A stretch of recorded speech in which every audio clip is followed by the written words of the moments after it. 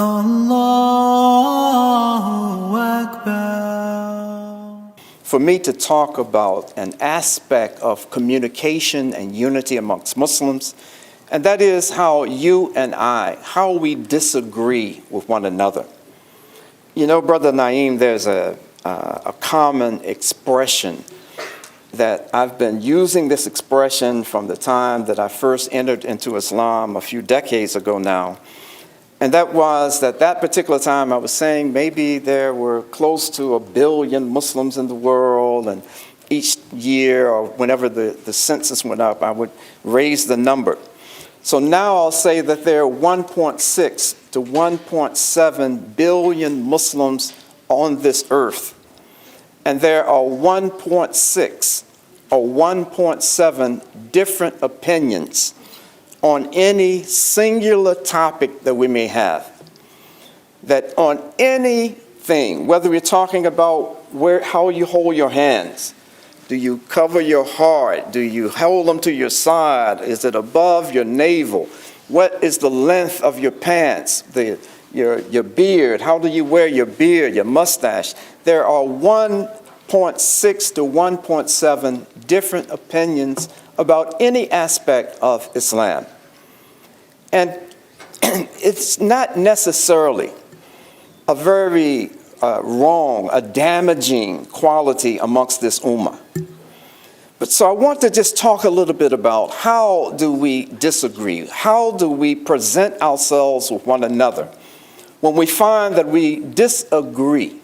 We feel that our dalil, that the evidence that we have on any particular subject is so profound that we can't possibly entertain an idea that someone else's opinion may be equally correct. So I want to just take a few minutes to discuss this particular phenomena. One of my daughters, and it's actually my middle daughter, I think I could give her recognition of being someone who just loves the art of debate. Even from a little child, she always loved to debate. No matter what I would say to her, or her mother would say to her, she would always come back with some contrary point that was supposed to be equally valid. And at one point in my Muslim life, I can almost say, without any exaggeration, especially when I was younger, that my middle daughter inherited that quality from me. Because I was also one of these people that no matter what was said, I would come with some contrary point. I wanted to read Islamic history in a way that I could come forward with some kind of evidence that I felt that this person that I'm talking to had not thought about before because they didn't have this particular piece of information. But I want to talk about how important it is for you and I, whenever we're engaging one another on whatever the topic or the subject may be, for us to enter into this discussion at a level and at a point where we are recognizing that unlike those who are not a part of this ummah of the Prophet Muhammad sallallahu alaihi wasallam, that whenever we open our mouths, whenever we are talking to one another, or we're talking to a group, that there's a much higher purpose that we should have in our speech, that there should never, not just during the month of Ramadan, when we try to remind ourselves that I want to cleanse my tongue, I don't want to backbite, I don't want to slander, I don't want during these fasting hours to just sit around and stand around and just have such useless, frivolous conversation. That even though that sensibility is heightened during the month of Ramadan, every time we open our mouths, we should guard our tongues in a way that whatever I say, that I'm trying to enrich my own remembrance of Allah subhanahu wa ta'ala, and whoever I'm talking to, I want them to benefit from my speech as well. So even when I find myself in a disagreement with my brother or my sister, I'm not just going to revert and have as my default movement a move that I'm trying to just out-debate. I'm trying to come up with some kind of argument that would make me appear that I'm smarter or I'm brighter or that I'm more clever than the person that I'm talking to. Even if what we're talking about may be the Qur'an, it may be the Shari'a of the Prophet Muhammad sallallahu alaihi wasallam, it may be hadith, it may be fiqh. But if you and I are not careful, we can bring this same common attitude about speech and even talking about Allah subhanahu wa ta'ala. We can bring this attitude of I'm just going to just keep talking till I talk you down. I'm going to show you how smart I am, how clever I am. Brothers and sisters, I want to just throw out a few things for your consideration. And the first one is that, as I referenced, that this disagreement amongst this ummah of the Prophet Muhammad sallallahu alaihi wasallam, that if this disagreement is for the purpose of trying to get the best understanding that we have of this deen, that when we have this pure intention that it's good, as the Prophet Muhammad ﷺ has encouraged us and let us know that it's good when we have legitimate disagreements about this thing called Islam, this book of Allah subhanahu wa ta'ala, this Shari'a, these hadith. It's good when we have knowledge-based disagreements. That one of the distinguishing characteristics and qualities that you and I have, that many of our non-Muslim brothers and sisters do not have at this particular moment, is that everything that we say about Islam, everything that we do, should have a basis in this deen. We should not just talk about Islam. Let me give you a quick example. In the community mosque of Winston-Salem, when I have discussions with certain brothers in the mosque, like my brother Ibrahim, my brother and friend here, Ibrahim, oftentimes we keep it light. We talk about important things, but we keep it light. And in keeping it light, when a brother says something to me and quoting what he claims to be a hadith, and I ask them, well, is this from the Baba collection? This can't be Sahih Bukhari or Sahih Muslim. It must be from the Sahih of Baba. This is Baba's hadith. And so we may disagree about a hadith and the authenticity of the hadith, but it's not in a disagreeable manner. And so it's in a way that we can accept these points of disagreement without getting disagreeable with one another. Excuse me. So, brothers and sisters, let me just give a few quick examples and I'll get out of your way. If I were to say, and this is, if it sounds outrageous, but if I were to say to you that even the angels had disagreements, that Allah subhanahu wa ta'ala or the Prophet Muhammad sallallahu alaihi wasallam has informed us that even the angels may have disagreed over how they should follow out the command of Allah subhanahu wa ta'ala, would this be a true statement or would it be from the hadith of Baba? It's true. It's true.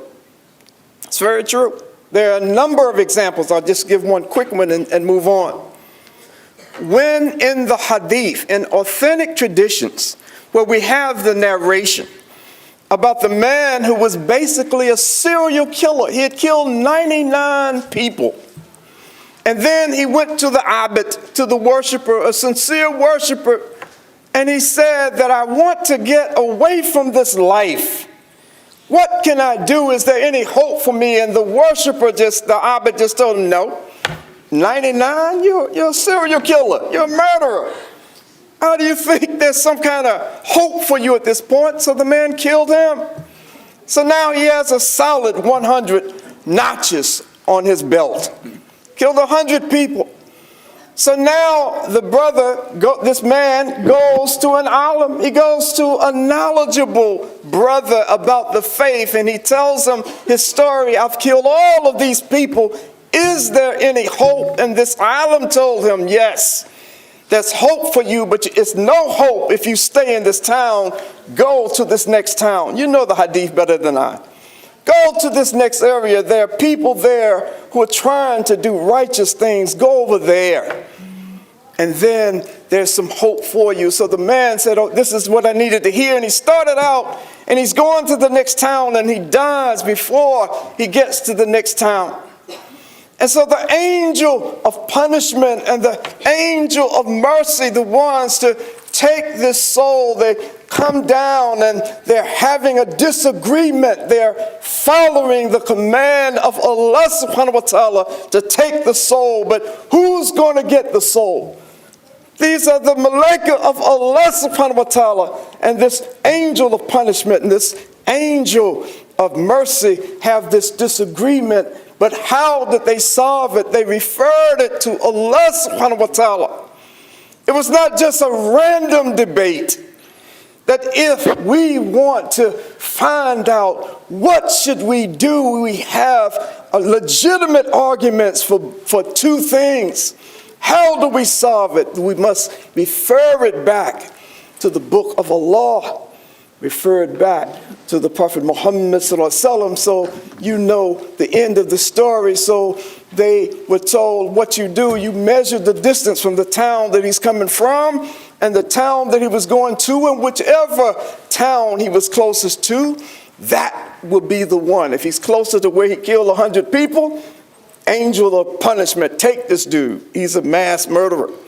If he's closer to the town where he's trying to escape this behavior, the angel of mercy, take this person. And Allah subhanahu wa ta'ala stretched the earth so by one hand's length, one hand span, he was closer to this town that he was trying to go to. So the angel of mercy took his soul. Even the angels had to refer, if there was a disagreement in carrying out the commands of Allah subhanahu wa ta'ala, they had a righteous source. They knew how they could make the right determination, how their decision could be proper and correct. Let me go through just a couple of the quick things. During the lifetime of the Prophet Muhammad sallallahu alaihi wasallam, you know better than I that there were many instances during the lifetime of the Prophet Muhammad sallallahu alaihi wasallam, and I'll maybe only give just two quick ones, where you and I know that the Prophet Muhammad sallallahu alaihi wasallam had a decision or an opinion about a course of action, and that some of the Sahaba, those that he held their opinion in high esteem, that some of them would say, I think you should take this course of action, and others would say, take that course of action. So many instances from the Sirah literature. One of them was this dispute about what do we do with the prisoners of war after the Battle of Badr. The Prophet Muhammad sallallahu alaihi wasallam and Abu Bakr as-Siddiq and a group of the Sahaba said that what we do, many of them are the nobles of Mecca. Their families have deep pockets, so let's ransom them. And we can get a lot of money from these prisoners of war. Umar ibn al-Khattab radiallahu anhu and others said, no, we need to kill every one of them. Because if you let them go back, you're going to see them on the battlefield again.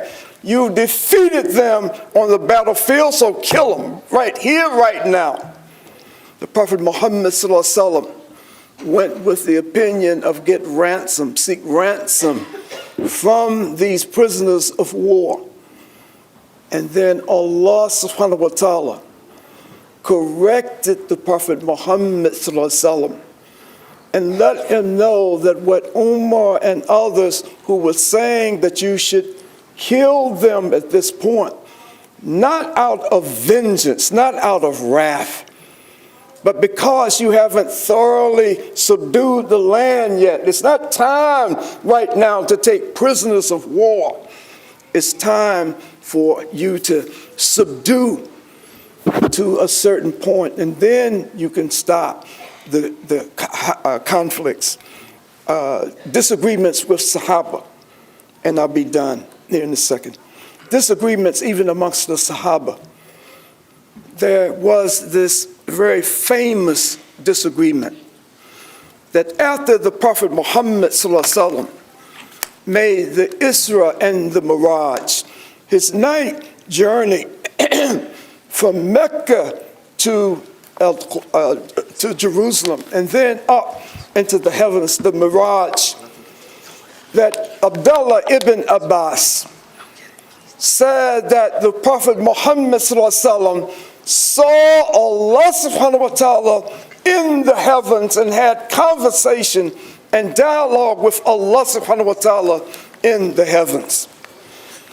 And so Aisha, the wife of the Prophet Muhammad sallallahu alaihi wasallam, said that when she heard that Ibn Abbas had said that Prophet Muhammad sallallahu alaihi wasallam had seen Allah subhanahu wa ta'ala with his own eyes, she's reported to have said, it made my hair stand up. That it's no, I can give you the dalil for it. There's no way that Muhammad sallallahu alaihi wasallam saw with his own eyes Allah subhanahu wa ta'ala. You could not get more authoritative tafsir other than from Ibn Abbas and Aisha radiallahu anhu. And so disagreement amongst the malaika, amongst the angels. Thank you so much. Thank you. Disagreement. I thought you were just leaving. I thought you just, I don't want to hear no more of this stuff. I ain't listening to no more of this. I'm gone. But alhamdulillah, you restored my faith and confidence in you. Alhamdulillah. But so disagreement, depending upon what we do, if our intentions are pure, why are we even talking? Why am I running my mouth? Why am I talking? Why am I disagreeing? Am I disagreeing to try to get the best understanding that can possibly be had? Because if you and I are disagreeing about a subject, it means that those who are listening to this disagreement, it means that you and I, in our disagreement, are hearing different opinions. And all of these opinions can be authentic, could have authority. So through this disagreement, we are enriched in our personal knowledge, and those who may be listening are also enriched just because of a disagreement that we have. If our objective is to get to the truth, get to the haqq, what is the real truth about this issue? If that objective is to get to the truth, then disagreement in this circumstance is something that is good. Brothers and sisters, I'll close on this particular note. And that is that the unity that can come from even disagreements that we may have with one another and others, that this is something that is so special, it's such a special blessing and benefit to this ummah, that the Prophet Muhammad sallallahu alaihi wasallam has given us a dua that could remind us that it ain't just about me. I'm not just concerned about my guidance. I'm not just concerned about how I will benefit from whatever is being presented, but I'm concerned about my brothers and sisters as well. As Brother Naeem has said, that the love that we feel for our family members and the love that we feel for our brothers and sisters is incomparable to any other kind of affection and love that one group of people can have for another. The love that we should have for one another as believers should be a part of every discussion that we have. Don't ever forget that this person that I'm debating with, the person that I'm disagreeing with, this is a person that I want Allah subhanahu wa ta'ala to reward them with Jannah. I want Allah to reward them with the best understanding of this deen. And this little short part of a dua, let not our hearts deviate after you have guided us, but grant us mercy from your own presence. Assalamu alaikum.